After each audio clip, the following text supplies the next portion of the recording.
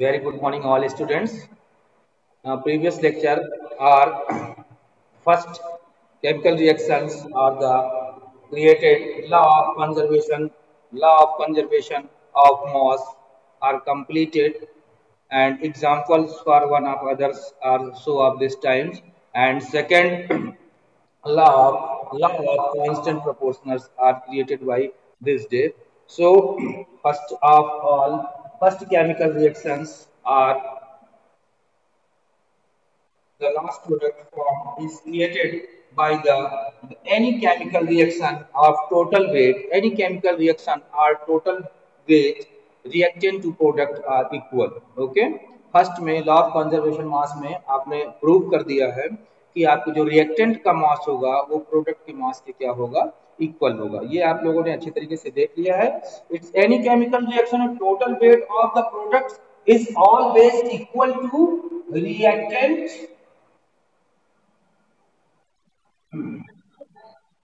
Equal product. Okay, reactant और product का जो मास होगा, एटॉमिक मास होगा, वो आपका क्या होगा, इक्वल होगा। यानी एटॉमिक मास आपका क्या होता है, एटॉमिक मास इक्वल होगा रिएक्टेंट का भी और प्रोडक्ट का। इसकी बहुत से एग्जांपल हमने देख लिए हैं। कार्बन डाइऑक्साइड देख लिया, ठीक है। कार्बोनेट्स वन एग्जांपल आपको बहुत है, उसको आप प्रूव कर लीजिए। फिर second law of constant proportions हम देखेंगे, ठीक है। इसको प्रूव कर दिया था नेक्स्ट वीडियो में, ठीक है। तो इसको आपको क्या करना है, कुछ नहीं करने के सिंपल इसका जरूरत है कंजर्वेशन लॉ। इसको कंजर्वेशन लॉ बोलते हैं,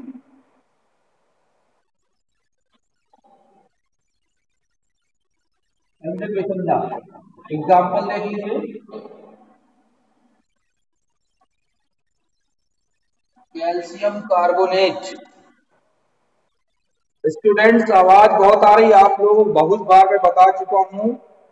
ऐसे बच्चों को जिनके घर में आवाज आती है वो क्लास ना लें, बाद में मेरा वीडियो देखें ताकि और बच्चों को प्रॉब्लम्स ना हो बेटा, ठीक है। आप लोग घर में बात करते रहे तो यहाँ भी आवाज आती रहती है और बच्चों को भी तो प्रॉब्लम्स है ना। आप लोग जूम ऐप लायक नहीं हो तो बाद में आप वीडियो देख के कर लिया करो, पीडीएफ में भेज दूंगा, या तो फिर मैं 1 घंटा मोबाइल में आपको चाटू किसकी तरफ से आवाज हो रही है उसको म्यूट करूं। इतना टाइम नहीं होता, 30 मिनट्स की क्लास होती है। आप लोग अपने आप को मेंटेन करा करिए, 9th क्लास में। चलिए, calcium carbonate. Calcium carbonate name आप लोग लिख लिया करिए, calcium carbonate heated of the produced from carbon dioxide and calcium oxide, calcium oxide and carbon dioxide, ठीक है। ये रिएक्शंस है, इसको आप लॉ ऑफ कंजर्वेशन मास से प्रूव करना है कि दोनों का एटॉमिक मास, जो आपका मास है वो इक्वल है कि नहीं है। जनरली आपको रिएक्शन दे दिया जाएगा, अगर एटॉमिक नंबर की बात होती है, एटॉमिक मास की बात होती है, तो कैल्शियम का एटॉमिक मास होता है 40, ओके। कार्बन का आपको मालूम है होता है 12 एंड ऑक्सीजन का आपका होता है 16। ओके स्टूडेंट, ये आपका एटॉमिक मास अभी लर्न करने की जरूरत नहीं है, ये आपको दिया रहेगा उसमें। Even any compounds are calcium carbonate heated to the product form of the calcium dioxide and carbon dioxide, to atomic mass of the calcium 40, carbon 12, oxygen 16, to prove it is the law of conservation law। इसको conservation law से आपको prove करना है। तो prove करने के लिए क्या करेंगे, हम सबका एटॉमिक मास करके काउंट करके इक्वल कर दें total number of product and total number of reactants. Okay, तो आपको प्रूव करना है कुछ नहीं, कैल्शियम का आप जान ही जाए तो 40 है, तो कैल्शियम को क्या हो जाएगा 40, और 1 कार्बन है तो कार्बन का कितना हो रहा है 12। अब ऑक्सीजन कितना है बेटा 3 है, तो 3 इंटू 16। ओके, ये आपका क्या है mass of reactant. Mass of reactant से हम निकाल रहे हैं तो सबको ऐड कर दीजिएगा, ये 56 हो जाएगा, ठीक है। ये 56 हो रहा है और ये हो रहा है 48, ठीक है। अब हम इसको ऐड कर देंगे, जब आप ऐड कर दोगे तो कितना हो जाएगा, 56 नहीं होगा यहाँ पर 52, 52। ओके, ये 100 100 यानी रिएक्टेंट का जो मॉस है वो आपको कितना आ रहा है मॉस 100 आ रहा है। अब प्रूव करने के लिए आप प्रोडक्ट का देख लेंगे तो कैल्शियम तो पहले के निकालेंगे, तो कैल्शियम प्लस ऑक्सीजन, मतलब कैल्शियम का 40 प्लस ऑक्सीजन का 60, ये हो जाएगा आपका 56।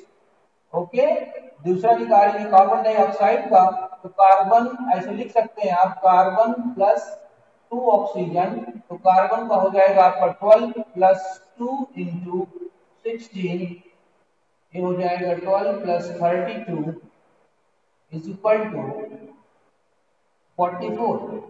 अब 44 और 56 प्लस है बीच में, तो आप ऐड कर देंगे, 56 प्लस 44 इज इक्वल टू आ जाएगा आपका 100। ओके, यानी रिएक्टेंट, ये आपने प्रूव कर दिया कि जो आपका लॉ ऑफ कंजर्वेशन मास है वो रिएक्टेंट और प्रोडक्ट का क्या होता है, total mass of the reactant equal total mass of product. ये टोटल मास ऑफ किसका है, total mass of reactant is equal to total mass of reactant. इस प्रकार आप प्रूव कर देंगे तो इसमें आपका ये बिल्कुल क्लियर हो जाएगा, इसमें कोई प्रॉब्लम्स नहीं आएगी। ठीक है, तो बहुत से ऐसे एग्जाम्पल हैं जो कि हम आपको दे चुके हैं। एग्जाम्पल में अगर आपके देखिए 1 नंबर्स में आता है तो आप कार्बन डाइऑक्साइड वाला एकदम सिंपल दे देते हैं कि carbon plus oxygen is equal to CO2। अगर 2 नंबर्स में आते हैं तो हमको एग्जाम्पल थोड़ा सा अच्छे देने पड़ते हैं, तो अच्छे एग्जाम्पल्स हम दे देंगे जो कई स्टेप्स में फॉर्म होते हैं। ठीक है, आपको पहले से पता रहेगा, find out the only conservation law of the atomic mass, ये आपको क्लियर हो जाएगा। ठीक है, इसमें कुछ ऐसे एक्सेप्शंस हैं जो को अभी नहीं, आपको बाद में देख लेना है कि बहुत से ऐसे रिएक्शंस होते हैं बेटा जिसमें law of conservation mass follow नहीं करते। ठीक है, तो वहां पर जो होता है एक्सपेरिमेंट्स में आप वेरीफाई कर देते हैं, आइस का हो गया, इस प्रकार से जो है प्रेसिपिटेशन रिएक्शन हो गया, तो प्रेसिपिटेशन रिएक्शन वगैरह में हो जाता है तो प्रेसिपिटेट क्या हो जाता है, बैंड हो जाता है, तो उसमें ज्यादा फर्क पड़ने की जरूरत आपके पास नहीं है, सब सारे रिएक्शंस आपके हो जाएंगे, कोई प्रॉब्लम नहीं है।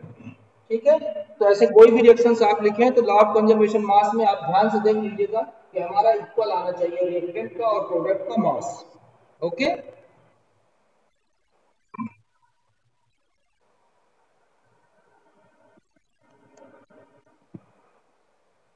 बेटा नेटवर्क की थोड़ा सा प्रॉब्लम रहती है, पता नहीं क्या बात है, जब मौसम खराब रहता है तो आप लोग कोशिश करा करिए एक बार अच्छे से लीड लगा के सुनने की। अगर नहीं भी होता तो आपको मैं वीडियो आपके ग्रुप में भेज देता हूं।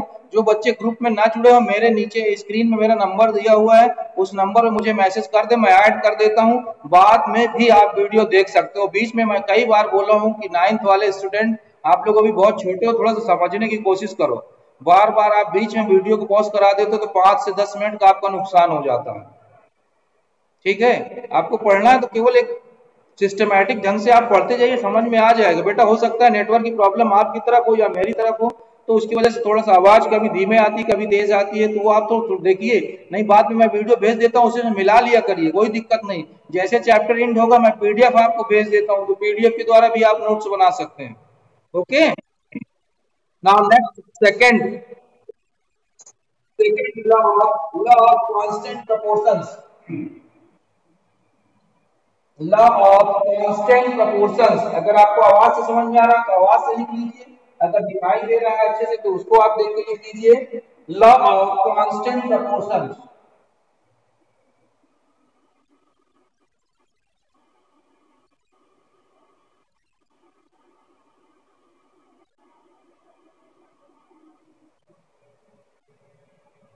बहुत सिंपल भी है, इसको अच्छे से आपको समझ लेना है, लॉ ऑफ कांस्टेंट प्रोपोर्शंस।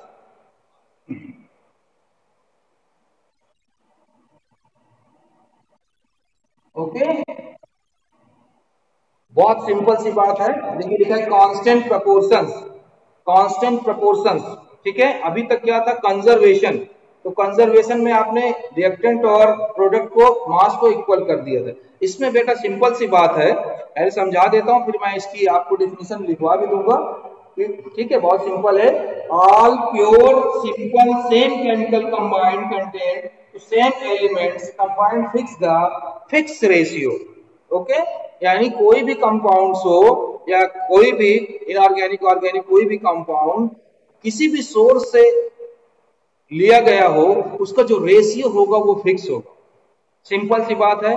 जैसे वाटर देखिए, वाटर आपका चाहे टैप वाटर का हो, ओके, चाहे रेन वाटर का हो, चाहे पॉन्ड्स वाटर का हो, कहीं से भी हम वाटर लाएंगे और या तो किसी भी रिएक्शन से वाटर हम प्रोड्यूस करेंगे तो उसका जो रेशियो होगा वो सेम होगा। ऐसा नहीं है कि टैप वाटर का रेशियो डिफरेंस हो गया है ना, रेन वाटर का रेशियो डिफरेंस हो गया। अगर H2O फॉर्म हो रहा है तो उसका रेशियो जो होगा वो फिक्स होगा। यही है आपका constant proportions law. All pure samples of same chemical compound contain the same element, same elements contained and combined in the same proportions by mass of the fixed ratio। ठीक है, उसका रेशियो जो होगा वो आपका क्या होगा, फिक्स होगा। ठीक है, अभी और एग्जांपल मैं आपको दे देता हूं कि कार्बन डाइऑक्साइड प्रोड्यूस करते हैं, बहुत से मेथड हैं जो कार्बन डाइऑक्साइड प्रोड्यूस करेंगे, बट उसका जो रेशियो बेटा आएगा वो क्या आएगा, एक फिक्स रेशियो में आएगा, प्रोपोर्शंस रेशियो में आएगा, किसी का भी होगा। तो जैसे आप देखिए, मैं वाटर की बात कर रहा हूं, अगर मैं रेन वाटर की बात करूं, ठीक है, तो रेन वाटर का भी फार्मूला क्या होगा, H2O होगा। टैप वाटर की बात करता हूं मैं, तो उसका भी फार्मूला क्या होगा, H2O होगा। ठीक है, पॉन्ड्स वाटर की बात कर सकते हो आप, या डिस्टिल्ड वाटर की बात कर सकते हो, डिस्टिल्ड वाटर, ये भी क्या होगा, इसका फार्मूला H2O ही होगा। या any sources of the produced from the H2O, the general formula are H2O।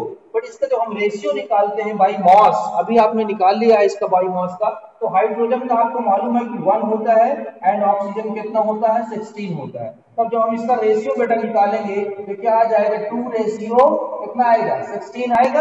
अब 2 रेशियो 16 को सिंपल कर देंगे, ये 1 रेशियो क्या हो जाएगा, 8 हो जाएगा।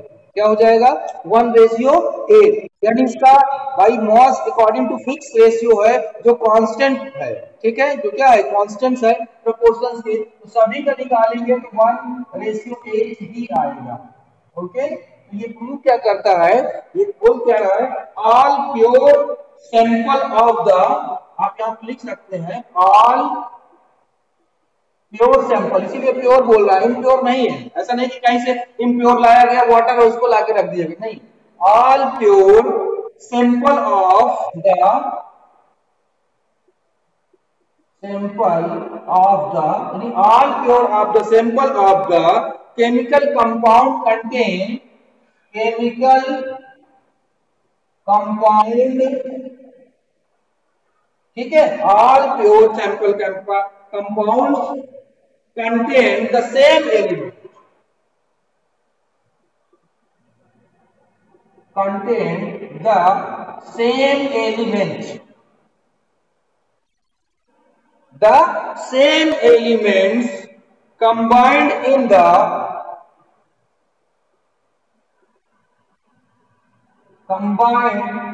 the same proportion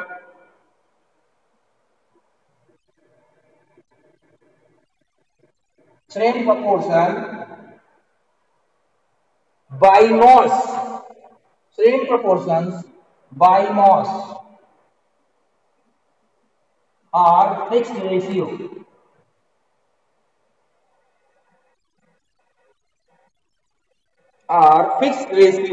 composition by the same mass, all pure substance, pure sample of the chemical compound, कोई भी chemical compound containing the same elements combined in the same proportion by mass। Okay, अब इसका example आप simple देंगे, कोई भी chemical reaction है, उस केमिकल रिएक्शन को हम जब भी देखेंगे तो पीछे से आपने वेट उसका निकाल ही लिया है, तो वेट से कोई फर्क नहीं पड़ेगा। अब जैसे सिंपल में आपको दे देता है कि वन रिएक्शन आपको मैं दे रहा हूं, कार्बन प्लस ऑक्सीजन रिएक्ट करके क्या बेटा फॉर्म करेगा, कार्बन डाइऑक्साइड। ओके, दूसरा हम दे रहे हैं any sources of the component, calcium carbonate, अभी आपके सब सारे रिएक्शन देख चुके हैं इसलिए मैं बार बार उसे ले रहा हूं, कैल्शियम कार्बोनेट, इससे भी देखिए बन रहा है क्या, carbon dioxide plus calcium oxide, ये भी कार्बन डाइऑक्साइड और ये भी कार्बन डाइऑक्साइड। अगर हम कोई और रिएक्शन ले लेते हैं, सोडियम कार्बोनेट या Na2CO3, sodium carbonate react with the hydrogen chloride से रिएक्ट करेगा और ये भी क्या करेगा, हमारा कार्बन डाइऑक्साइड प्रोड्यूस करेगा, CO2 प्रोड्यूस कर देता है। यहाँ से CO2 ये NaCl बना लेता है, NaCl, और बचता यहाँ का एक O आ जाता है, ये 2H लेकर H2O फॉर्म कर देता है। ठीक है, बैलेंस कर लेते हैं। ठीक है, कार्बन ये है ही है, ऑक्सीजन भी सही है, ये केवल यहाँ पर ट्वाइस लगा देंगे तो ये बैलेंस हो जाएगा। इसीलिए बैलेंस रिएक्शंस के भी मैं वीडियो भेज दिया था, वो आपके 10th में है, बट 11th में भी थोड़ा बहुत जरूरी है। देखिए 3 सोर्स है, तीनों सोर्स से कार्बन डाइऑक्साइड प्रोड्यूस हुआ। ठीक है, यानी पहला सोर्स ये आपका कार्बन ऑक्सीजन से है, दूसरा कार्बन कैल्शियम कार्बोनेट से है, तीसरा reaction with the sodium carbonate add of the hydrogen chloride to give carbon dioxide, sodium chloride and water. और जगह से भी आप सोर्स से इसको निकाल सकते हैं। तो हमको इसको प्रूव करना है कि इसका जो प्रोपोर्शंस होता है, यानी it's found that each case carbon dioxide found to be made of the same element and fix ratio. ठीक है, यानी किसी भी सोर्स के द्वारा कार्बन डाइऑक्साइड का जब हम रेशियो निकालते हैं तो क्या आएगा, फिक्स ही आएगा। ऐसा नहीं होगा कि एक का डिफरेंस आ जाए और दूसरे का डिफरेंस आ जाए। ठीक है, इसको करके हम अच्छे से निकाल लेते हैं और प्रूव करते हैं।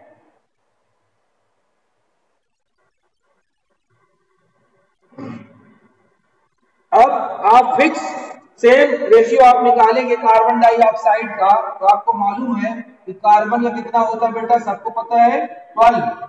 ओके, और ऑक्सीजन कितना है, 2 है यहाँ पर, तो कितना हो जाएगा 32। ओके, यहाँ पर क्या हो जाएगा 32। यहाँ पर नहीं दिखाई दे रहा, इस साइड आप लिख लीजिए। कार्बन डाइऑक्साइड है ये, कार्बन डाइऑक्साइड का मास निकालेंगे, इसका 12 है, और ये 16 into 2 हो जाएगा, क्या हो जाएगा 32। हम इसको सिंपल कर लेंगे। ठीक है, ये बहुत जरूरी है सिंपल। तो ये सिंपल में हो जाएगा 3 और 8। ठीक है, ठीक है बेटा, इसका सिंपल रेशियो जो आ रहा है, क्या आ रहा है 3:8। हर कार्बन डाइऑक्साइड का जो रेशियो आ रहा है वो क्या आ रहा है 3:8। It is found the each case, it is the found of the each case carbon dioxide is found to be made up same elements। ठीक है, same elements and same fixed ratio, same elements होगा and उसका ratio भी क्या होगा, fix होगा।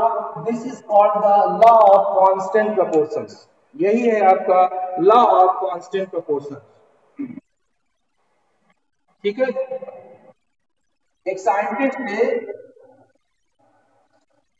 Proust, इसको discover किसने किया था, प्राउस्ट ने 1799, आप देख लीजिएगा, वैसे क्लियर ही है, नहीं तो 1799 में प्राउस्ट साइंटिस्ट ने इस रिएक्शंस के द्वारा प्रूव किया था लॉ ऑफ कांस्टेंट प्रोपोर्शंस। ठीक है, कि law of constant proportion also known as law of definite proportions of, ठीक है, law of constant proportional to given Proust in 1799।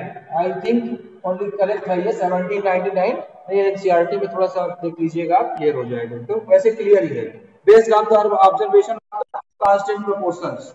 ठीक है, तो chemical compound always has the same fixed composition by weight. तो बता दिया था कि केमिकल कंपाउंड्स है, किसी भी सोर्स से लिया जाए तो उसका जो एलिमेंट होगा वो भी फिक्स होगा और उसका रेशियो भी क्या होगा, फिक्स होगा। It is called the constant proportions law.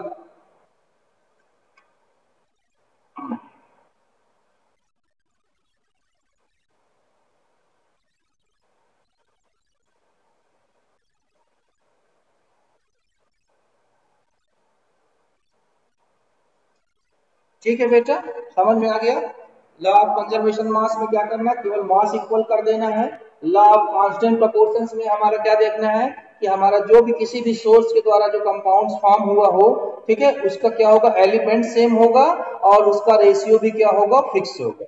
ठीक है, ये बहुत दिनों तक नहीं चला। जैसे इस सब थ्योरी को अगर आज आप हम यूज करते हैं तो इसमें बहुत ज्यादा लिमिटेशन हो जाएगा। ठीक है, तो जो जितना पूछ रहा है आप उसके हिसाब से उसको दे दीजिएगा। ऐसा नहीं कि आज अगर आप कहेंगे कि सर एक कंपाउंड ऐसा होता है जिसका फिक्स केमिकल भी होता है, नेम अलग हो जाता है, कंपोनेंट्स अलग हो जाए, तो वो बहुत लिमिटेशन में आ जाता है। तो अब तो नया हो गया, जैसे इसकी लिमिटेशन मैं एक बता रहा हूँ आपको, कि आप लोगों ने थोड़ा सा इसे रफली कर लीजिए, तो नोट्स में आपको मैं दे दूंगा, तो आप कर लीजिएगा। ओके,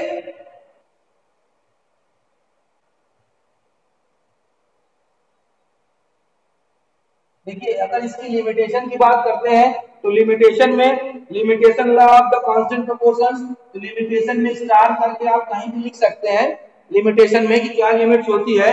द एलिमेंट्स में B combined the same ratio but compound form of the में बी डिफरेंस।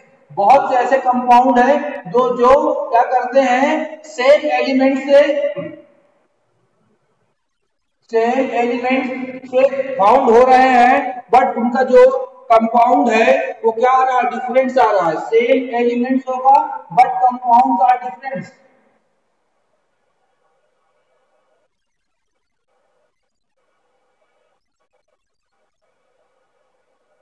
ओके, यानी बहुत से कंपाउंड्स देखे गए कि जिनका एलिमेंट तो सेम है, ठीक है, बट उसका कंपाउंड क्या आ रहा है, डिफरेंस आ रहा है। जब कंपाउंड डिफरेंस आ रहा है तो रेशियो हमारा क्या हो जाएगा, वो भी डिफरेंस हो जाएगा।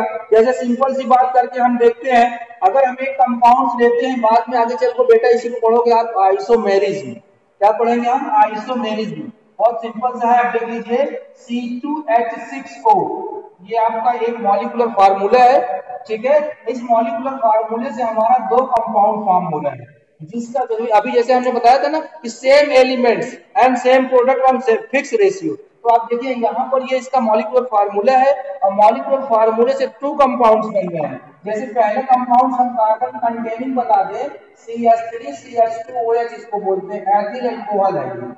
इसको हम लिख सकते हैं CH2, ये बॉन्ड मैंने कर दिया है, बुकों में आपको क्या मिलेगा, CH3CH2OH, है ना। देखिए कार्बन भी यहाँ पर 2 है, हाइड्रोजन रद्द करेंगे तो 6 है, और ऑक्सीजन भी 1 है, ठीक है। यानी इसका मॉलिक्यूलर फार्मूला जो है ये स्ट्रक्चरल फार्मूला है। अब दूसरा कंपाउंड हमने देखा, अगर एक ही carbon 3 hydrogen 1 oxygen containing 2 hydrogen, it is called the ether, this is called the ether, this is called the alcohol. It is the functional formula of the hydroxyl group and functional formula of the oxygen. Okay, so the molecular formula same but structure are different, structure are different, so compounds are different. It is called the ethyl alcohol। बहुत आपसे पूछा जाएगा ethyl alcohol, ठीक है। और ये क्या है, डाई मैथिल ईथर इसको बोलते हैं, डाई मैथिल ईथर। ये अभी आप बाद में जान जाओगे जब फंक्शनल ग्रुप हम बताएंगे। तो आप देखिए इन दोनों में अगर आप ध्यान से देख रहे हैं, तो इसका फिक्स रेशियो जब हम निकाल रहे हैं C2H6O का, तो इसका क्या है, प्रोपोर्शन बाई मास क्या आ रहा है, अलग अलग आ रहा है, ठीक है। जैसे अगर हम इसका निकालेंगे, कार्बन का निकाल लें, हाइड्रोजन का निकाल लें और ऑक्सीजन का, इसका मास आप निकालिए। C रेशियो कैसे निकाला जाता है, C ratio H ratio O। अब कार्बन 2 है बेटा, तो टोटल आपको देखना 12 into 2 यानी 24, 24 रेशियो हाइड्रोजन टोटल कितना है आपके पास 6 है, तो यहाँ पर 6 कर देंगे। ऑक्सीजन कितना है 1 है, यहाँ पर क्या हो जाएगा 16 हो जाएगा। अब इसका सिंपल रेशियो जो 24 रेशियो 6 रेशियो 16, अब इसको हम जब कट कर देते हैं ये हो जाएगा 12, ठीक है। ये ऑलरेडी 6 है, तो यहाँ पर क्या हो जाएगा 3, तो 12 3 8 ऑफ ऑफ कर देंगे आप 3, और ये क्या हो जाएगा 8। इसका जो सिंपल रेशियो निकला वो क्या निकला, 12 रेशियो 3 रेशियो 8। ओके, ये इसका सिंपल रेशियो निकला। तो इसमें कंपाउंड सेम आना चाहिए, ये कंपाउंड क्या है आपके डिफरेंस है। तो जनरली इनका जो है both having of the same molecular formula but the components form is ethyl alcohol and dimethyl ether।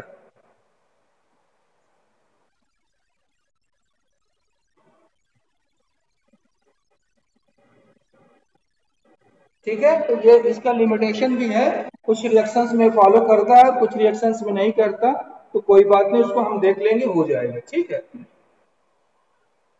अब जैसे अभी बहुत ज्यादा इसमें आइसोटोप्स वगैरह तो ज्यादा आपको हम इसके अंदर नहीं ले जाना चाहते, क्योंकि आइसोटोप्स वगैरह अभी जब आपने नहीं पढ़ा तो ज़्यादा समझ में नहीं आएगा। सिंपल आपको जो मैं बताया वो आपका क्या हो जाएगा, लॉ ऑफ कांस्टेंट प्रोपोर्शंस, यानी किसी भी सोर्स से किसी भी कंपाउंड को लिया गया तो उसका जो रेशियो होगा और उसके एलिमेंट्स जो होंगे वो सेम होंगे, कांस्टेंट प्रोपोर्शंस होंगे। ठीक, लिमिटेशन में आप बता सकते हैं कि बहुत से ऐसे रिएक्शंस हैं जिसका मॉलिक्यूलर फार्मूला तो सेम होगा बट उसके जो बने प्रोडक्ट होते हैं वो डिफरेंस हो सकते हैं, इसलिए इसमें लिमिटेशन भी होती है, ये आपको बाद में पता ही चल जाएगा।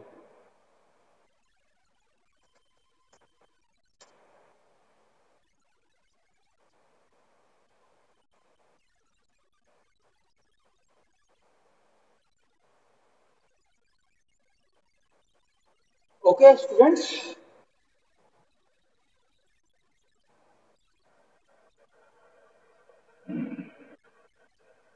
तो टू टाइप्स का आपने केमिकल रिएक्शंस का है, उसको आप दोनों देख लीजिएगा, constant proportion proportions law and ये हो जाएगा कंजर्वेशन लॉ। ठीक है, दोनों लॉ को आप अच्छे तरीके से देख लीजिएगा, एकदम सिंपल मैं बता दिया हूँ, एक में मॉस होना चाहिए, एक में मॉस होगा जो एलिमेंट्स और उसका रेशियो फिक्स होगा बस।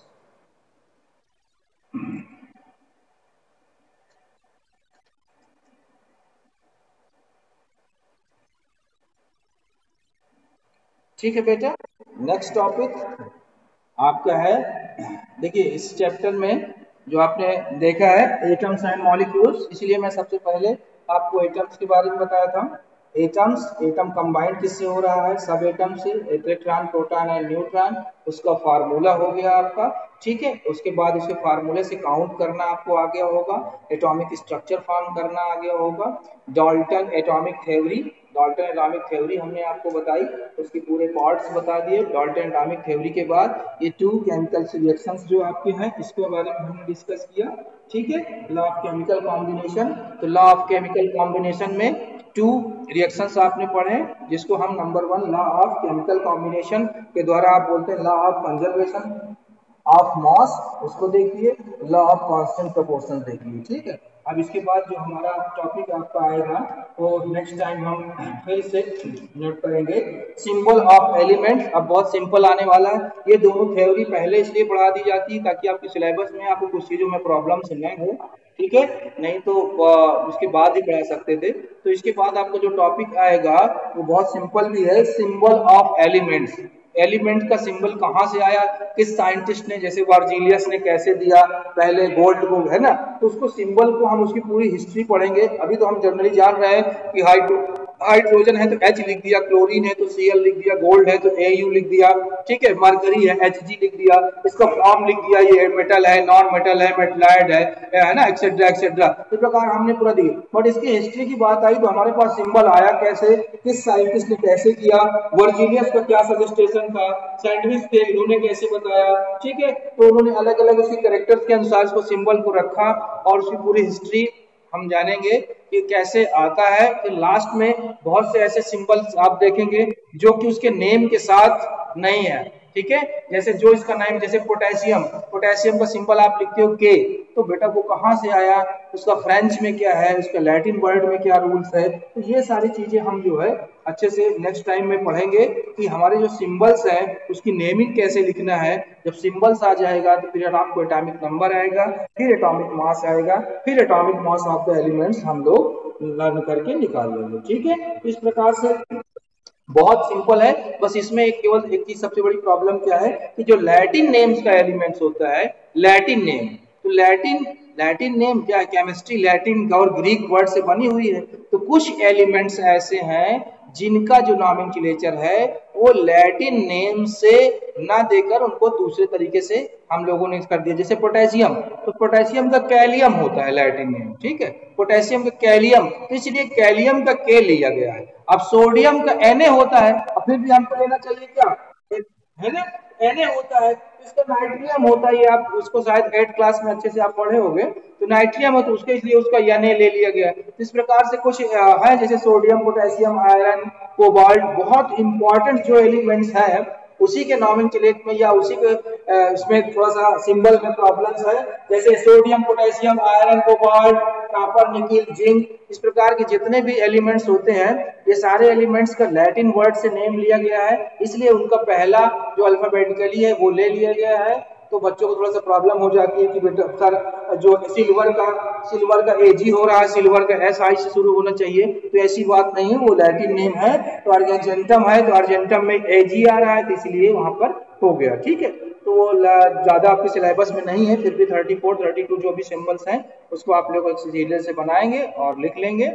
ठीक है, और नेक्स्ट टाइम में जैसा भी होगा आप लोगों को बता दिया जाएगा। सीरियल बाय सीरियल आप केमिस्ट्री पढ़ते रहिए, आपको अच्छा लगेगा। अगर आपको प्रॉब्लम्स कहीं होती है तो आप लोग मेरे पर्सनल नंबर जो स्क्रीन में दिए है उसमें अपना नेम क्लास लिख के आप मैसेज कर सकते हैं बेटा, और मैं आपको वीडियो आपके उसमें डाल दे रहा हूँ ग्रुप में, आप लोग फिर से एक बार अच्छे से देख लिया करिए। हो सकता है यहाँ पर डायरेक्ट समझाने में ना समझ में आया हो, एक दो बार उसको वीडियो को अच्छे से देख लिया करिए। बहुत सिंपल, और कुछ वीडियो मैं ऐसे आपको भेज देता हूँ जो आपके जनरली केमिस्ट्री के लिए बहुत इंपॉर्टेंट होता है। ये मत देखिए कि आपके सिलेबस में नहीं, मैं वीडियो भेज दिया हूँ तो आप उसको नहीं, वो आपको केवल देखना है। जैसे अभी एलिमेंट्स के आएंगे, कंपाउंड्स के आएंगे, कार्बन्स के आएंगे, तो मैं वो वीडियो आपको कभी बीच में करके उसको आपको भेज दूंगा, आप लोग उसको केवल वॉच कर लिया करिए, उसको देख लिया करिए, आपको समझ में आ जाएगा। ठीक है, दोनों थ्योरीज को आप अच्छे से अगर देख लेंगे तो दोनों आपको आ जाएगी, अच्छे से समझ में आ जाएगी, और बाकी कोई भी एग्जाम्पल है वो भी मैं आपको नया नेक्स्ट टाइम समझा दूंगा। ओके बेटा, have a nice day. Okay okay, have a nice day.